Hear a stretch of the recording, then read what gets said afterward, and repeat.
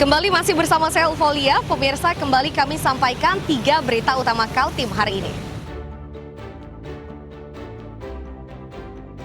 Warga kawasan Beler Balikpapan panik akibat kebakaran rumah berlantai 2.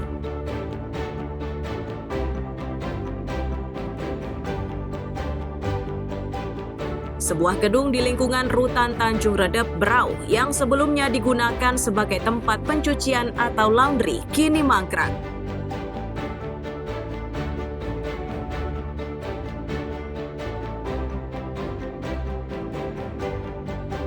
Jelang perayaan Asyura, puluhan warga di Samarinda Kota bergotong royong memasak bubur.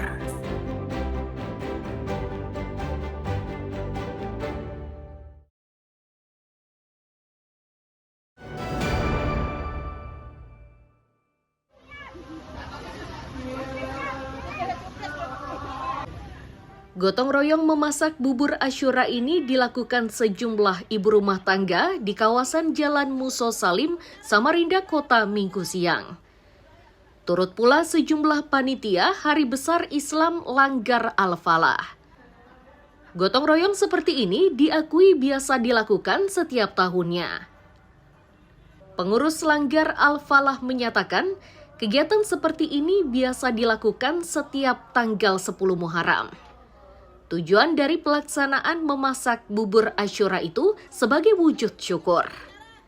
Pada peringatan kali ini, mereka memasak sebanyak 190 kg beras yang nantinya akan menjadi 3.000 porsi bubur Asyura. Hari ini kita kegiatan memasak bubur Asyura memperingati 10 Muharram.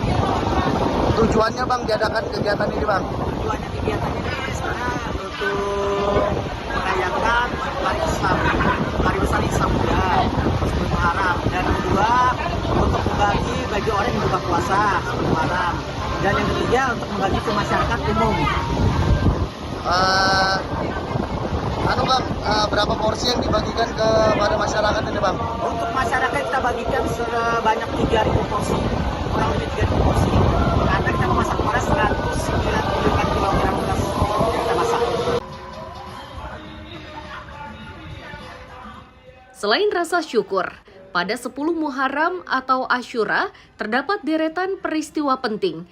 Di antaranya diterimanya taubat Nabi Adam alaihi salam, selamatnya Nabi Ibrahim dari api, berlabuhnya kapal Nabi Nuh, Nabi Musa diselamatkan dari kejaran Fir'aun, Nabi Yunus keluar dari perut ikan, sembuhnya Nabi Ayub dari penyakit, dan kembalinya kerajaan Nabi Sulaiman.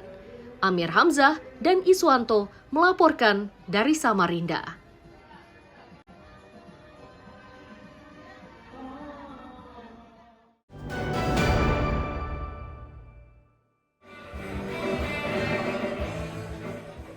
Berbagai jenis makanan ringan yang dipamerkan di sentra massa amphitheater ini merupakan produk olahan lokal. Festival berlangsung di depan Istana Negara Nusantara, Sepaku, Penajam Pasir Utara. Suasananya semakin meriah lantaran panitia juga menyiapkan hiburan khusus untuk pengunjung atau pelancong di ibu kota Nusantara. Deputi Bidang Lingkungan Hidup dan Sumber Daya Alam menyebut, kegiatan ini untuk memberi kesempatan kepada pelaku usaha kecil menunjukkan eksistensinya melalui bazar. Selain itu, sebagai wadah hiburan bagi warga yang berkunjung ke pusat inti ibu kota Nusantara. Pengunjung yang ribuan ini kan notabene mungkin teman-teman sudah bisa mengikuti kan, tidak tersedia tempat untuk makan, minum, jajan gitu kan. Nah, jadi makanya kami berinisiatif untuk menyelenggarakan festival atau bazar makanan seperti ini. Kita ingin mulai mentradisikan terutama kepada warga baru IKN, para teman-teman ASN, bahwa kota itu akan menjadi nyaman kalau dia hidup. Dan salah satu yang membuat kota itu hidup adalah kegiatan ekonomi seperti ini. Sebagian warga memanfaatkan festival ini untuk berlatih membuat kue. Kesempatan ini pun dimanfaatkan secara maksimal oleh warga yang berkunjung ke IKN.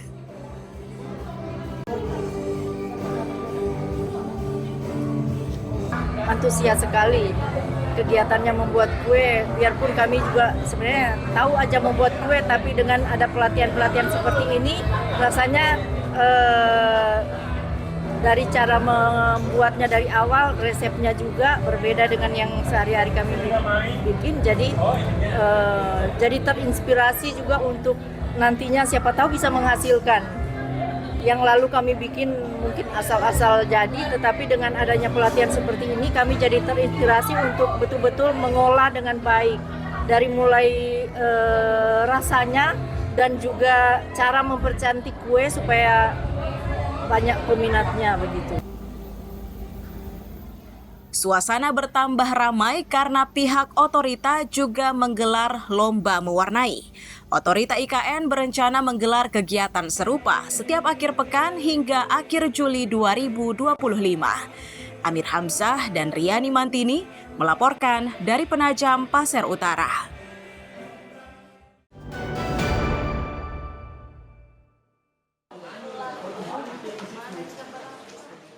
Perlahan namun pasti, sketsa untuk kain batik ini terukir dengan rapi dan indah. Namun siapa sangka, karya tersebut dihasilkan oleh warga binaan pemasyarakatan Rumah Tahanan Negara kelas 2B Tanjung Redep. Mereka mampu melakukan itu usai mendapat pelatihan dari pembatik profesional asal Berau. Pihak rutan menyatakan pelatihan ini diberikan sebagai bekal dan kesiapan bagi warga binaan usai menjalani masa hukuman. Agar mereka memahami lebih mendalam, maka pola yang diajarkan itu mulai dari pembuatan pola hingga proses membatik. Sekarang ini ditaruh posisi dengan bagus. Latihan batik ini merupakan cikal bakal untuk mereka warga binaan yang ada di sini. Pada saat nanti mereka keluar, mereka diberikan bekal yang cukup untuk bisa berkarya. Jadi kami melihat bahwa potensi-potensi di sini warga binaan kami banyak sekali potensi-potensi untuk memajukan kreativitas untuk membatik. Batiknya terinspirasi dari tatonya. Tidak hanya pihak rutan, rasa takjub dan kagum juga disampaikan oleh instruktur batik. Mereka tidak mengira jika warga binaan memiliki bakat membatik yang sangat bagus. Cinta akan meletakkan motif-motif yang ada. Sangat luar biasa hasil karyanya seni. Ternyata mereka mempunyai bakat yang terpendam ya, yang tidak bisa diungkapkan dengan kata-kata ya. Kalau dari melihat potensinya, perkiraan Bunda seperti apa ke depannya? Potensinya sangat bagus sekali, bahkan itu sudah ada, saya dapat pengecap 2 yang insya Allah setelah ini langsung saya antari kain untuk dicap. Pelatihan membatik di Rutan Tanjung Redep ini berlangsung selama 3 hari. Nantinya sebagian dari hasil karya tersebut akan dipromosikan dan dipasarkan ke masyarakat umum. Amir Hamzah dan Miko Gusti melaporkan dari Kabupaten Berau.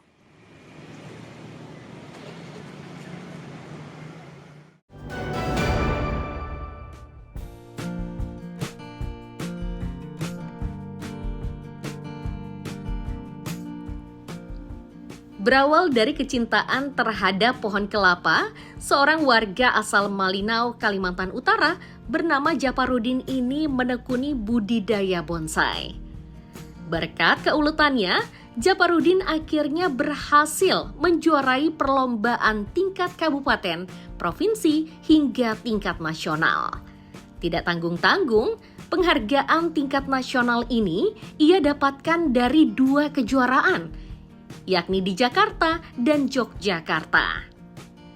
Saat pertama mengembangkan bonsai kelapa, Japarudin langsung menanam 30 bibit. Namun, karena belum memiliki pengalaman, hanya 1 pohon yang tumbuh. Meski begitu, ia tidak patah semangat. Ia terus belajar dan berusaha hingga akhirnya berhasil. Ia pun mengaku bonsai yang ditanam seluruhnya asli dari Malinau. Sementara potnya berasal dari fosil kayu ulin.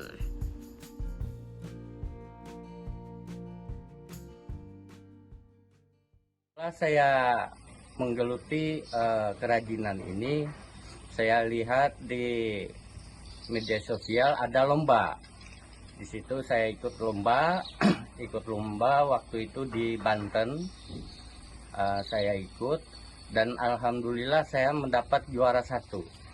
Salah satu dari peserta dari Malinau, Kabupaten Malinau, mewakili Kaltara, yaitu lombanya di Banten pada waktu itu. Nah, setelah itu lagi saya mengikuti lagi lomba di Jogja. Alhamdulillah saya dapat juara 1 lagi.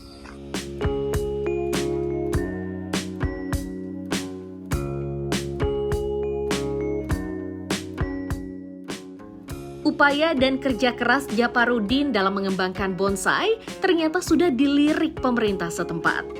Mereka berharap langkah Saparudin dapat memotivasi generasi muda di wilayah Malinau untuk ikut berkreasi.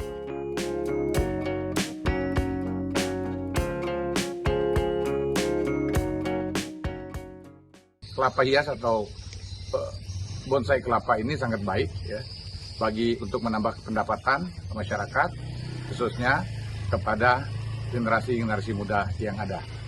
Mungkin ini bisa menjadi motivasi untuk kita semua, selain berkarya dalam bidang seni, tetapi juga bisa berdampak pada peningkatan ekonomi masyarakat.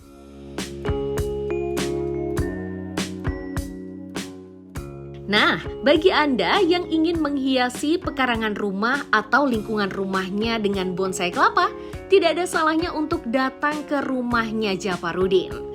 Untuk harganya tergantung negosiasi antara pembeli dan pemilik. Amir Hamzah dan Mustafa melaporkan dari Malinau, Kalimantan Utara.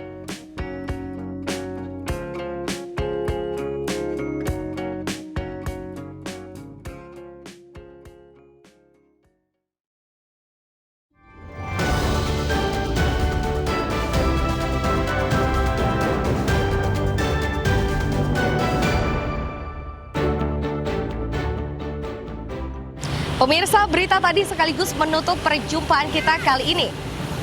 Akhirnya, saya Eufolia beserta tim redaksi yang bertugas mengucapkan terima kasih atas perhatian Anda. Selamat pagi, selamat beraktivitas. Sampai jumpa.